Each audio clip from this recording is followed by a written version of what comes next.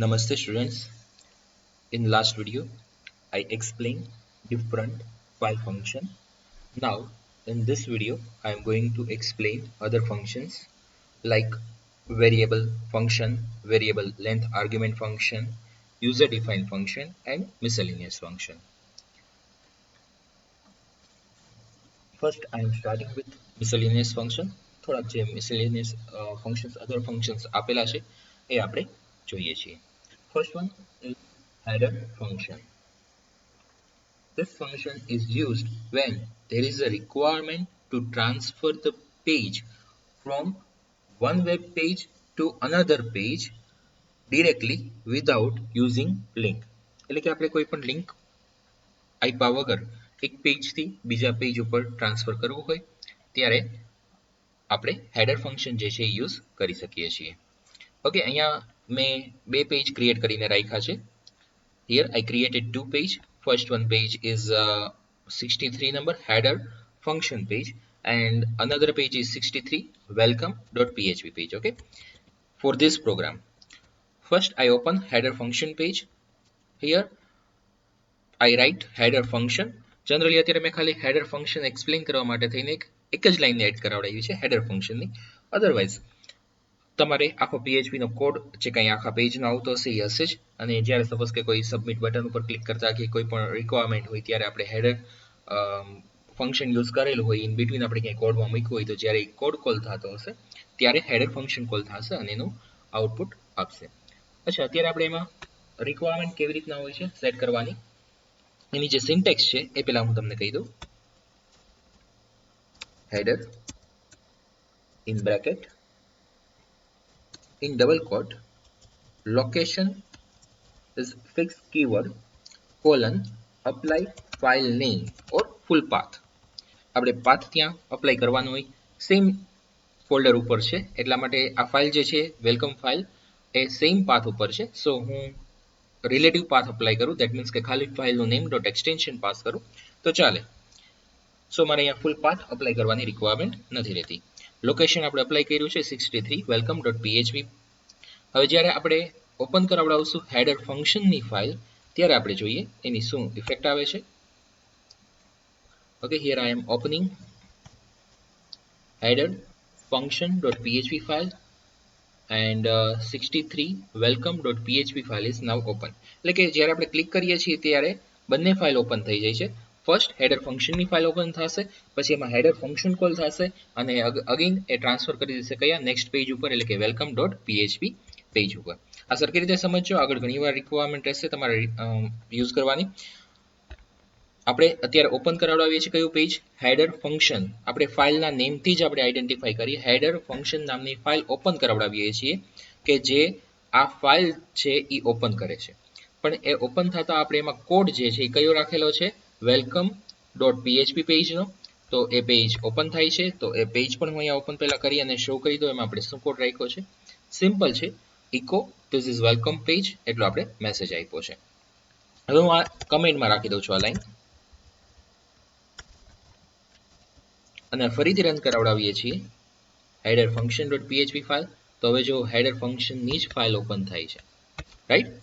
પણ હવે અગેન હેડરમાંથી હું રિમૂવ કરી દઉં છું, સેવ અને ત્યાં બેક જઈ અને રિફ્રેશ આપી દઉં છું એકવાર. હવે હેડર ફંક્શન આપણે કોલ કરાવડાવીએ છીએ તો આ વેલકમની ફાઇલ ઓપન થાય છે. ઓકે, તો હેડર ફંક્શનનું વર્ક શું છે એ હોપ સો ક્લિયરલી તમને લોકોને સમજાઈ ગયું હશે. Now you can take screenshot of both file. You need to create two file in this program or you can use any other program which you have already created. તમે જે કોઈ પણ programme already create કરેલા છે એ ફાઇલનો path પણ અહીંયા તમે આપી દેશો ચાલશે. જરૂરી નથી કે આ જ ફાઇલ તમારે ક્રિએટ કરવી. હું અહીંયા તમને બે ફાઇલનો સ્ક્રીનશોટ લેવાનું કહી દઉં છું, લેવડાવી લઉં છું. અત્યારના ફર્સ્ટ ફાઇલનો સ્ક્રીનશોટ, ફાઇલનું નેમ છે header function.php. અત્યારે okay, second file where we have only written echo this is welcome page, just simple one message. Okay, complete.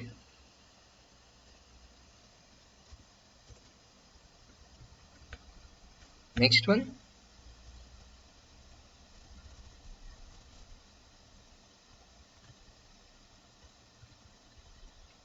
is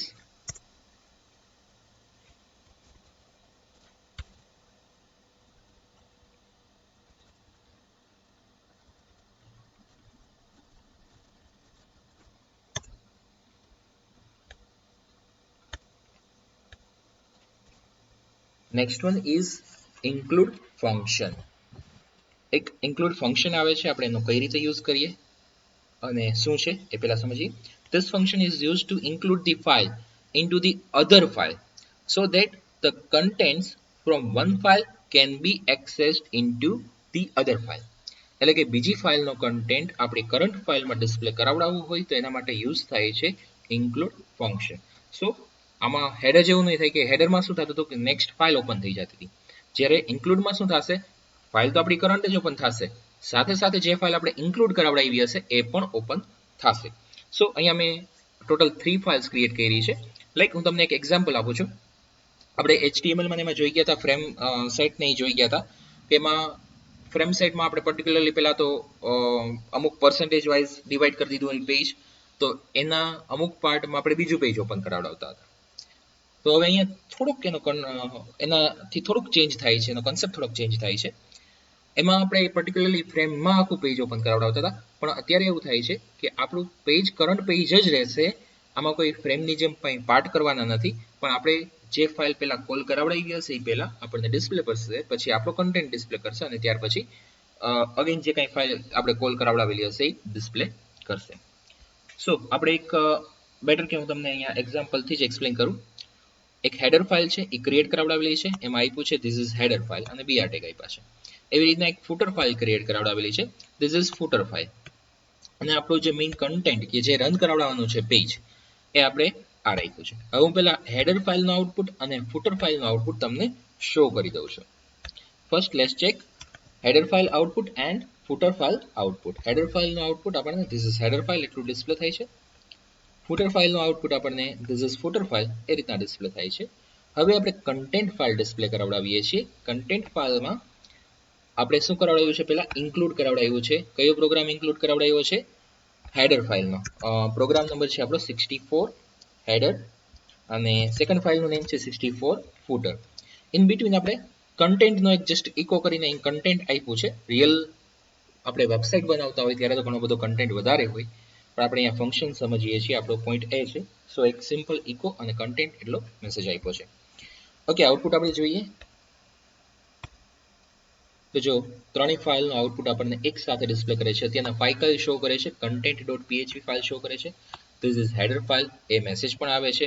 એ ક્યાં આવે છે, જ્યાં આપણે ઇન્ક્લુડ કરાવ્યું છે. સો ફર્સ્ટ વન ઇન્ક્લુડ કરાવેલું છે, એનું આઉટપુટ આવશે. પછી કન્ટેન્ટનું આઉટપુટ આવે છે, કેમ કે ત્યાર પછી આપણે ઇકો કન્ટેન્ટ આપ્યું છે અને ત્યાર પછી footer.php ઇન્ક્લુડ કરાવડાવ્યું છે. સો ફૂટરમાંથી આઉટપુટ ડિસ્પ્લે થશે. હવે થોડુંક હજી એક એક્ઝામ્પલ વધારે આપી દો, વધારે તમને ક્લેરિફિકેશન આપી દો. જ્યારે તમે કોઈ પણ વેબસાઇટ નેટ ઉપર જોતા હોવ છો તો ઘણો બધો કન્ટેન્ટ જે છે એ પેજમાં સેમ હોય છે. લાઈક ફૂટરનો કન્ટેન્ટ હોય, હેડરનો કન્ટેન્ટ હોય કે સાઇડ મેનુનો કન્ટેન્ટ હોય, મેનુ આપણે કહીએ, એ બધા કન્ટેન્ટ છે એ મોસ્ટલી બધા પેજીસમાં સેમ હોય છે. તો એવરી પેજમાં ક્યાંય કોડિંગ કરવાની રિક્વાયરમેન્ટ નથી હોતી. આપણે એક વખત એ કોડિંગ કરી અને એક ફાઇલ ક્રિએટ કરાવડાવી લઈએ અને એ ફાઇલ પછી જ્યારે ત્યારે દરેક પેજમાં આપણે ઇન્ક્લુડ કરાવડાવી દેશું. સો ઇન્ક્લુડ ફંક્શન જે છે એ ઘણું યુઝફુલ થશે અને આપણે આગળ એનો યુઝ પણ કરશું. ભલે આગળ આ સેમેસ્ટરમાં થોડો ઘણો યુઝ કરશો અને આગળ તમારે પ્રોજેક્ટ આવશે જ્યારે PHP પર, ત્યારે તમારે યુઝ કરવાની જરૂર પડશે જ. Next one, die function. This function is similar to exit. When the user wants the web page should be closed, for that die function we can use. Like here આપણે અહીંયા એવું કરીએ છીએ, એક સાઇટમાં એક વેરિયેબલમાં google.com જે છે એ સ્ટોર કરાવડાવી દઈએ છીએ. દેન આપણે એ સાઇટ ઓપન કરાવડાવીએ છીએ, રીડ કરાવડાવીએ છીએ. જો નહીં થાય તો કાં તો રીડ થશે ઓર એ ડાઈ થઈ જશે, એટલે કે આપણને મેસેજ આપશે unable to connect. Let's check its output.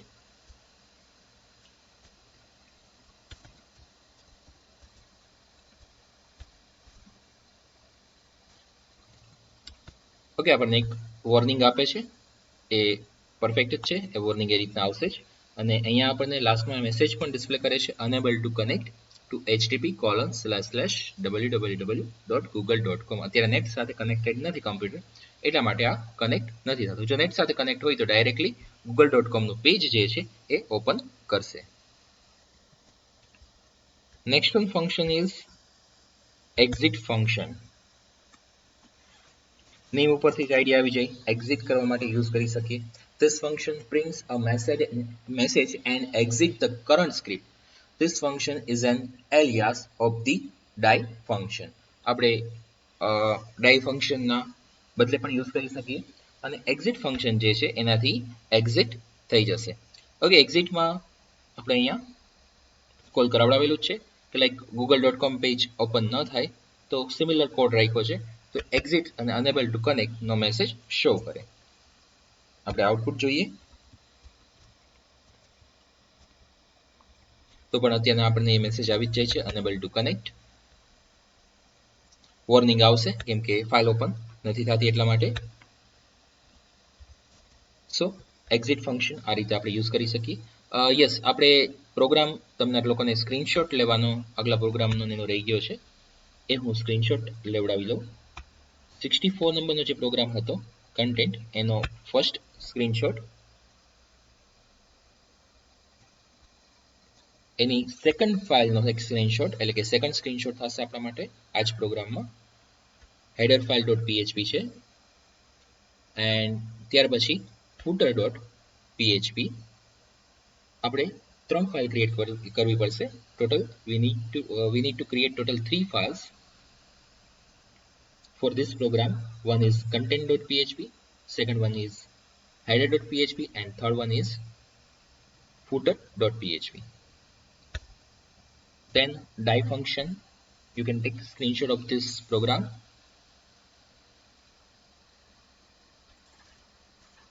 Next one, exit.php, you can take screenshot of this program.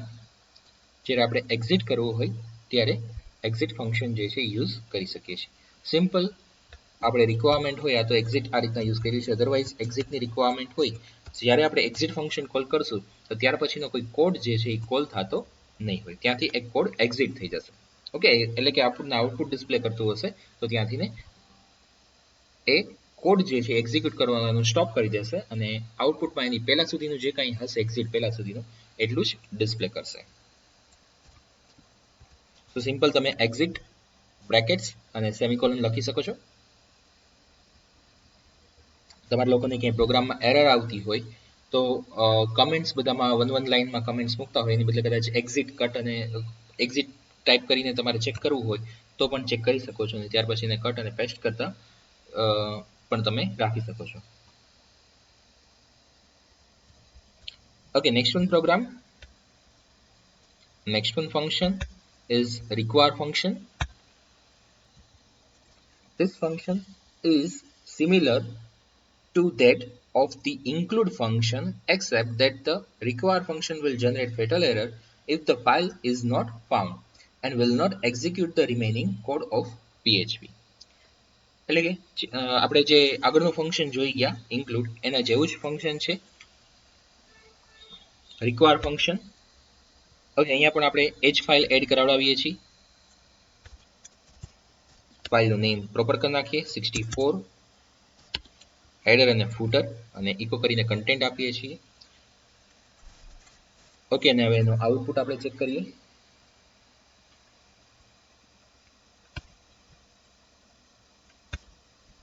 તો આપણને સેમ આઉટપુટ ઇન્ક્લુડનું મળે છે, એ જ રીતના મળે છે. અહીંયા હું ચેન્જ એક કરી નાખું છું, આપણે ફાઇલ નથી એ પાથ આપી દઈએ છીએ તો ત્યાંથી ને આઉટપુટ આપણને આગળનું ડિસ્પ્લે કરશે નહીં. ત્યાંથી ને આ ફેટલ એરર જે છે એ આપણને ડિસ્પ્લે કરી દેશે કે આવી કોઈ ફાઇલ મળતી નથી, ત્યાંથી આઉટપુટ સ્ટોપ થઈ જશે. ઓકે, આ ચેન્જ છે ઇન્ક્લુડ અને રિક્વાયર ફંક્શનમાં. આપણે ઇન્ક્લુડના ફંક્શનમાં જોઈએ એનો ડિફરન્સ જે આવે છે એ પણ જોઈ લઈએ. હું માની લો અહીંયા 6 header.php કરું છું, જેવી કોઈ ફાઇલ નથી, એટલે એકચ્યુઅલી અહીંયા આપણે એરર સેટ કરી દીધી, જેવી રીતના રિક્વાયરમાં કરી એવી રીતના ઇન્ક્લુડમાં પણ એરર રાખી છે. રિક્વાયરમાં આપણે ચેક કર્યું કે ત્યાંથી આઉટપુટ આપણને ત્યાર પછીનું ડિસ્પ્લે કરતું જ નથી, કોઈ પણ આઉટપુટ ડિસ્પ્લે નથી કરતા. અત્યારે મેં અગેન પ્રોપર ડેટા કરી નાખ્યો હતો એટલા માટે આઉટપુટ આપણને ડિસ્પ્લે કર્યું છે. ઓકે, આ રિક્વાયરમાં એમાં એરર રાખી અને જોઈએ. રિક્વાયર એમાં જો ત્યાર પછીનું આઉટપુટ આપણને ડિસ્પ્લે કરતા નથી. જ્યારે કન્ટેન્ટમાં એટલે કે ઇન્ક્લુડ ફંક્શનમાં કન્ટેન્ટ અને ફૂટર આ બેનું આઉટપુટ ડિસ્પ્લે કરે છે. અહીંયા આપણને આ ફાઇલ નથી મળતી, એ આપણને વોર્નિંગ આપી દે છે. ઓકે, સો આ ચેન્જ છે ઇન્ક્લુડ અને રિક્વાયર ફંક્શન વચ્ચે. Now you can take screenshot of this require function.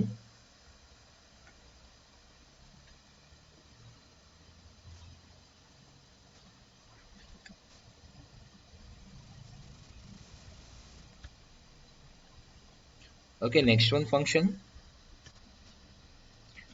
There are two functions in this program. One is define function and second one is constant function. First one I am explaining define function. It defines a name of the variable as constant, having constant value in it. The constant variable should be written in capital letters. After defining the constant variable, there is no need to use $sign in front of the variables. એટલે કે આપણે અહીંયા define function જે use કર્યું છે એમાં first one જે છે વેરિયેબલનું નેમ આપ્યું છે, પણ આપણે ત્યાં ડોલરની સાઇન રિક્વાયરમેન્ટ નથી રહેતી, યુઝ કરવાની એનો જરૂર નથી પડતી. અને સેકન્ડ વન આપણે જે મેસેજ કે આપણે જે ટેક્સ્ટ કે કહીએ કે વેલ્યુ આપણે પાસ કરવી હોય એ વેલ્યુ પાસ કરી શકીએ. એટલે ગ્રીટિંગ્સ આપ્યો છે ફર્સ્ટ અહીંયા વેરિયેબલ નેમ, અને વેલ્યુ જે છે એ hello you how are you today, એવી રીતના આપણે એક મેસેજ મૂક્યો છે. એનું આઉટપુટ જોઈએ, પણ એ આઉટપુટ આપણે જોઈ શકશું સાથે ઇકોનો યુઝ કરીને. ઓર આપણે સિમ્પલી એનું આઉટપુટ લેવું હોય તો ઇકો કરીને પણ આઉટપુટ લઈ જ શકીએ છીએ. ગ્રીટિંગ જે છે અત્યારે આપણા માટે એક વેરિયેબલની જેમ છે, એટલે એમાં આપણે ડોલરની સાઇન રિક્વાયરમેન્ટ નથી રહેતી. ગ્રીટિંગ્સમાં ઓલરેડી એક મેસેજ સ્ટોર છે જે આપણે અહીંયા સ્ટોર કરાવડાવ્યો છે, તો એ પ્રિન્ટ કરાવડાવીએ તો આપણને મેસેજ પ્રિન્ટ થાય છે ઇકોથીને. તો ડિફાઇન જ્યારે યુઝ કરીએ છીએ ત્યારે એમાં વેલ્યુ ડિફાઇન થઈ જાય છે. એવી રીતના આપણે આગળ જે કોન્સ્ટન્ટ આવે છે કોન્સ્ટન્ટની સાથે જોઈએ. First one I am explaining constant. It defines the name of the variable as constant, having constant value in it, which is similar to the define function. The difference is that constant is used when we want to display the constant value. Constant આપણે આગળ variable અને constant બંને જોઈ ગયા છીએ. Constant જ્યારે requirement હોય ત્યારે આપણે કોન્સ્ટન્ટ ફંક્શન યુઝ કરી શકીએ છીએ. Here the name of the constant variable is passed and not the value. Like here I am using constant greetings. અત્યારે આપણા માટે કોન્સ્ટન્ટ થઈ ગયું છે, ગ્રીટિંગ્સ જે છે એ કોન્સ્ટન્ટ છે, અને ઇકો કરીને ગ્રીટિંગ્સ આપીએ છીએ તો પણ વેલ્યુ એની પ્રિન્ટ થશે. ઓકે,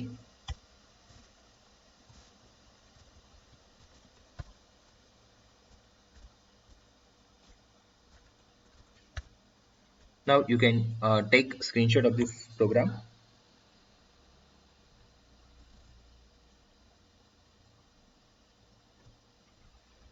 Okay,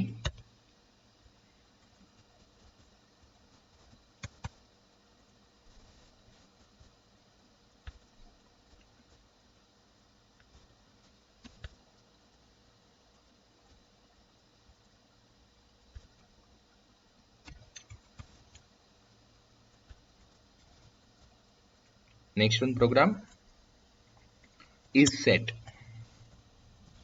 is set કદાચ આપણે આવી ગયું છે, ઇન કેસ ના આવ્યું હોય તો હું ફંક્શન અહીંયા ક્લિયર કરાવડાવી દઉં છું. રિક્વાયરમેન્ટ રહેશે આપણે જરૂર પડશે is set ની. It checks whether the variable is set or not.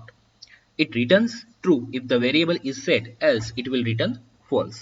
Like આપણે ઘણી વખત એવી રિક્વાયરમેન્ટ હશે કે એક પેજ ઉપરથી બીજા પેજમાં આપણે વેલ્યુ સેન્ડ કરતા હશું, તો એ ટાઈમે વેલ્યુ ચેક કરવા માટે થઈ અને વેલ્યુ ત્યાંથી સેન્ડ થઈ છે કે નહીં, વેલ્યુ બ્લેન્ક આવે છે કે નહીં, એ ચેક કરવા માટે તેને isSet ફંક્શનની રિક્વાયરમેન્ટ હોય છે. અને ઘણામાં આપણે જ્યારે ડિપેન્ડ્સ ઓન વર્ઝન છે ઝેમ્પના, તમારે કયું વર્ઝન છે એના ઉપર ડિપેન્ડન્ટ છે.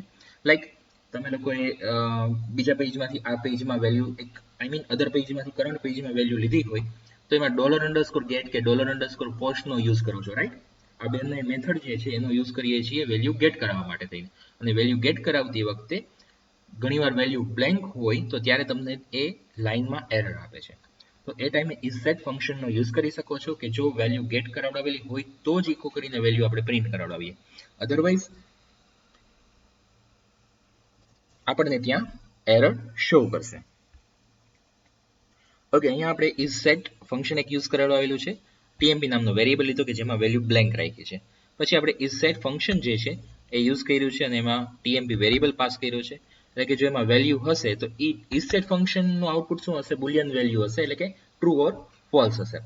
તો એની વેલ્યુ સેટ કરાવડાવેલી હશે તો અહીંયા રિટર્ન કરશે ટ્રુ, તો ઇફ કન્ડિશન થઈ જશે ટ્રુ. જો એ સેટ નહીં કરાવડાવેલું હોય તો ત્યાંથી રિટર્ન કરશે ફોલ્સ, અને આ ઇફ કન્ડિશન ફોલ્સ થઈ જશે, એટલે કે એલ્સમાં વહી જશે. અને આપણે એ રીતના એના પ્રોપર મેસેજ આપ્યા છે. Variable has value or variable has not or variable is not set.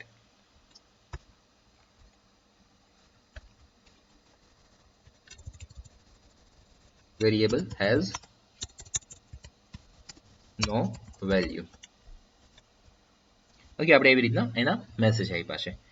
આપણે બે રીતે પ્રોગ્રામ રન કરાવડાવીએ અને ચેક કરીએ. ફર્સ્ટ આપણે ત્યાં કોઈ વેલ્યુ સેટ કરાવડાવેલી નથી તો વેરિયેબલ હેઝ, ઓકે, અહીંયા આવે છે વેરિયેબલ હેઝ વેલ્યુ. ઓકે, અહીંયા આપણે એક વેરિયેબલ જે છે એ ઓલરેડી સેટ કરાવડાવેલો છે, એટલે આપણને ભલે બ્લેન્ક છે એ અહીંયા સેટ કરાવડાવેલો છે એટલે આપણને એવો મેસેજ ડિસ્પ્લે કરે છે. વેરિયેબલ ઇઝ સેટ આપણે મેસેજ એ રીતના આપીએ, અને વેરિયેબલ ઇઝ નોટ સેટ. હવે આપણે અહીંયા ચેક કરાવડાવીએ છીએ તો વેરિયેબલ ઇઝ સેટ એવો મેસેજ આપે છે, કેમ કે અહીંયા tmp નામનો વેરિયેબલ ઓલરેડી સેટ કરાવડાવ્યો છે. પણ હું અહીંયા ચેક કરાવડાવું છું કે tmp1 તો રિટર્ન કરે છે વેરિયેબલ ઇઝ નોટ સેટ. તો જ્યારે પણ આપણે વેરિયેબલ ડિક્લેર કરેલો હોય ત્યારે આપણને ત્યાં રિટર્ન કરશે variable is set. Otherwise set નહીં કરાવડાવેલું હોય અને આપણે ચેક કરતા હશું તો વેરિયેબલ ઇઝ નોટ સેટ એ રીતના મેસેજ ડિસ્પ્લે કરશે. Now you can take screenshot of this program. And yes, we have completed all miscellaneous functions.